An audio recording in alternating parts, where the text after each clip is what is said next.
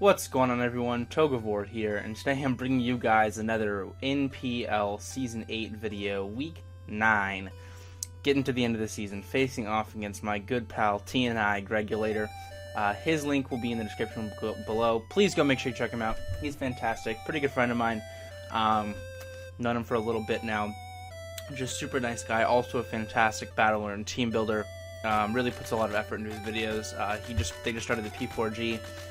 He's a part of that, so you should go check him out for that reason also. They're doing a pretty cool low-tier league, even if the tiers are ass, in my opinion, but it's cool if they're doing low-tier stuff. I like low-tier draft. Anyway, so starting off this video, let's start off with his scary team. Oh, actually, first, let's get into a little bit, Alright, so I can't remember where we left off, so, oh, that's right. Left off with where we are situated right now. So we're currently, as of this week, going into this game 3-5, and basically the way things are looking, if I'm able to win my last two games, I actually have a good shot at playoffs. If I win one more game, I'm pretty much safe from relegation, so definitely need to win one of these next two. For sure, if we want to make playoffs, got to win these next two versus Greg and then versus Dallas week 10. And if that happens, we are looking pretty hot for playoffs, so that'll put us on a 4-game win streak to end the season and give us the 500 record. So let's go into it. Greg's team: Landorus Therian, Mega Charizard X, Scizor, Rotomwash, Raikou, Celebi, Gardevoir, Swellow, Raticate, Toxicroak, and Barbaracle. Now, looking at his team, he has some monstrous threats. The Swellow absolutely dicks my team. I don't have a switch in. Spec Swellow absolutely fucking dicks me. Other things. I could definitely see a Raticate coming, like an Assault Vest Raticate to deal with my Hoopa. That could be annoying. Toxicroak I could definitely see coming as a response to my Rain. Again, like I said, Swellow's such a huge threat. He's been using Gardevoir well all season. Celebi I definitely see coming as a Zygarde counter / switch in. Raikou is one of the things I don't think will come. Rotomwash I think will probably come. It's just a nice pivot, a way to get rocks off the field, momentum, scout out my sets, get some Will-O-Wisps off, especially on things like Scizor and Ferrothorn. Megazord X is a huge threat to my team, and Lando T is definitely coming and probably bringing rocks. So, that's what he has to offer, so this is what I have to try to combat that. We are running Modest Choice Scarf Hoop Unbound because his switch-ins are non-existent. His Dark Resist is a Toxicroak. His Psychic Resist consists of Scizor, which can actually take a Psychic or a Psyshock pretty well, Celebi, which will never switch into a Dark Pulse, and Gardevoir, as well as Raticate being immune. But really, I guess Raticate's his other Dark Resist. Dark Resist are Raticate and Toxicroak, so not exactly the best things ever. This thing is going to put in so much work. Outspeeds his entire team. This speed here is to guaranteed outspeed a Jolly or Timid max speed Swellow, because I don't think that thing would come Scarf. This would let me outspeed and just OHKO it with either Psyshock or Dark Pulse. So that's lit. Probably going to clean up late game. Hopefully anyway. Next we have a Miltank, Rocky Helmet, Stealth Rock, Milk Drink, Toxic Earthquake.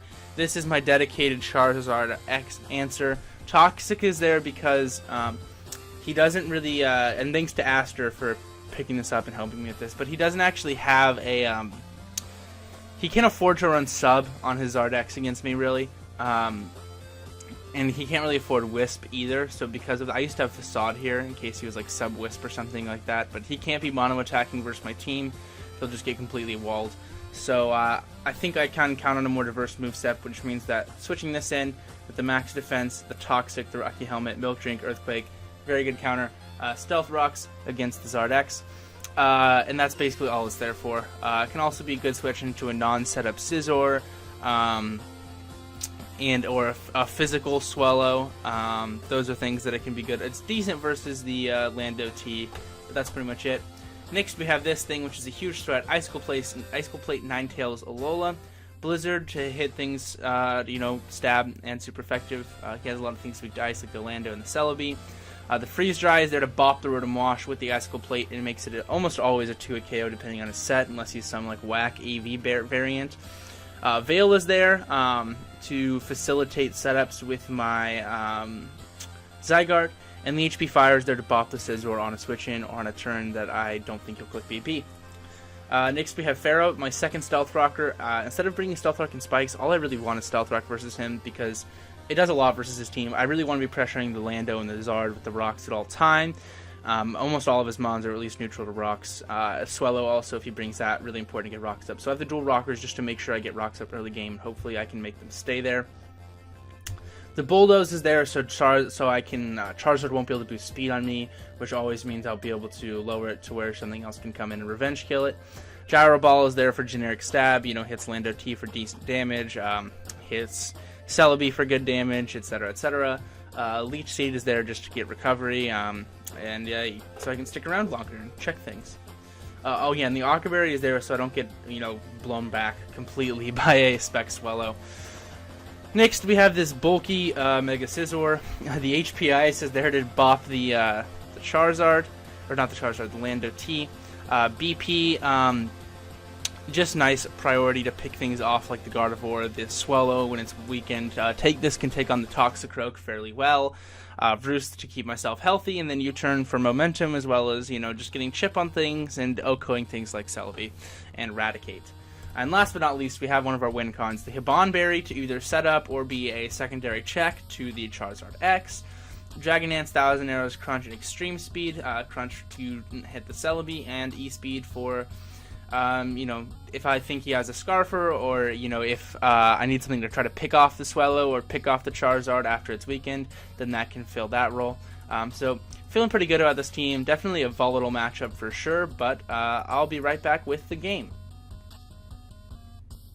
Alright, so here we are at team preview. I'm actually just gonna, I'll switch that around right now.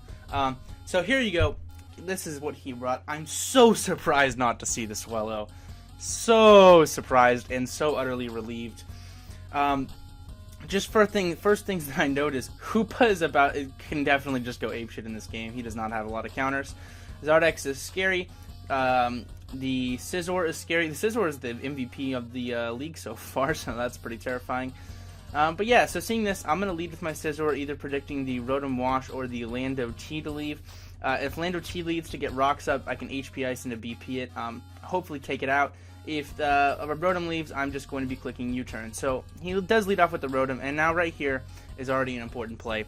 I decided to click U-turn, probably not my best play. I probably should have just gone into Pharaoh, predicting the Will-O-Wisp, and gotten on my Stealth Rocks. So, I don't make that play. I U-turn, he misses the Wisp. That's really nice. That's going to come into play later in the game. Of course, that alters the game, so who knows what would happen. But yeah, so there. Get my Stealth Rocks up. Now I'm just going to go for my Seeds, I believe, on his switch out, which I do get up against the Scizor. Get some nice chip right there. And then right here, I'm going to switch out into my Mega Scizor to scout what he is. But he shows to be like a more bulky defensive set. Now right here, I know there's almost no way he switches in. So I go for the U-turn and get the momentum. Now right here is an interesting play. I have a plethora of options. So I got the momentum on my side again, which is nice. No hazards up on either side of the field. Now, I'm pretty confident he's not Scarf, so I'm going to stay in here for sure. Now, I have two plays basically here. I can either click the Freeze Dry. Well, I know that it's not likely for the Scizor to come in because it's gotten a lot of chip on it, so he wouldn't want to risk it. So I think the next most likely switch is Rotom.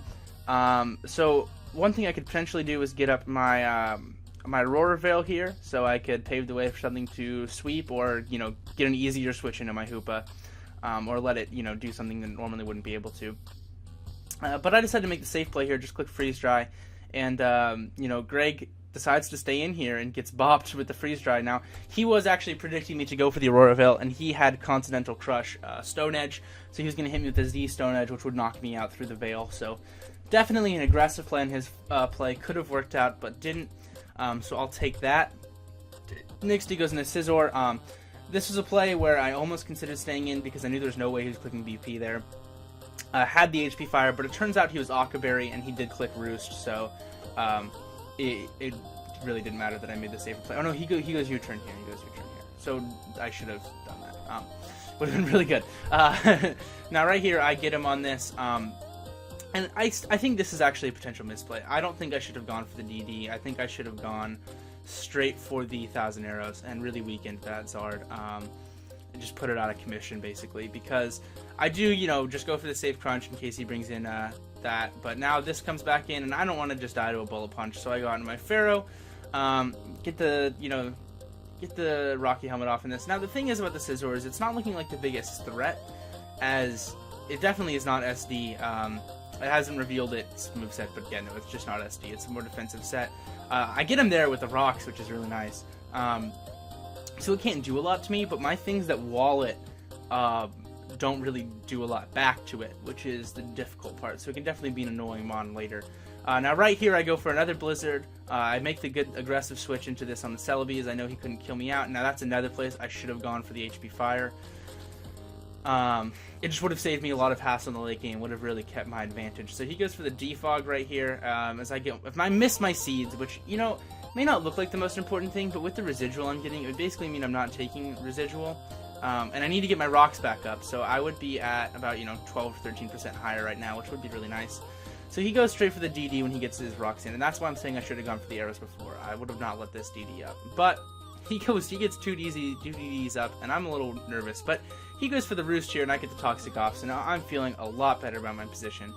He goes for the Dragon Claw. Miltank actually just absolutely chews, and I get a crit here, but I don't think this crit really mattered too much, because you see after the crit and the Toxic, he's at 8, so if the crit didn't happen, that crit did a total of 58%, which means without the crit, it would have been doing somewhere around, shit, I'm trying to do math, might be, I can't think right now. The point is, it would have done about 35, so 35 minus 58 minus 35, he would have been about 20% more. But the thing is that the next turn he goes for the Blitz. I mean, he probably would have gone for the Declaw before, but after the Declaw's Rocky Helmet damage, another round of Toxic, even without the crit, that would have been about the difference in the damage. So if he did have any left, he would have definitely been in range of E-Speed from my Zygarde, if not in range of my Scizor. So really don't think that one mattered too much. Now right here he goes into Scizor as I go into my Zygarde. And I just go into my Ferrothorn. Now, that's a play I shouldn't have made. I should have been going not into my Pharaoh. I should have been leaving my Pharaoh healthy as a potential sack.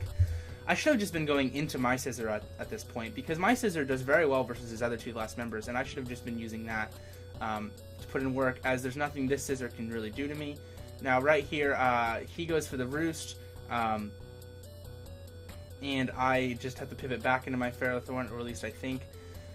I don't know, I kind of disagree with this sequence of plays on my part. Definitely the weakest play at any point in the game, is it does allow him to take me out with the U-turn, and if I was in with my Scizor, that would not have been able to happen. So he does that. I go into my Zygarde here to hopefully see if I can outspeed and, you know, kill it. But he just makes the safe play out into Scizor, but, you know, that's pretty good for me. Now right there is actually a play that I made... I'm trying to think. No, that was the good play.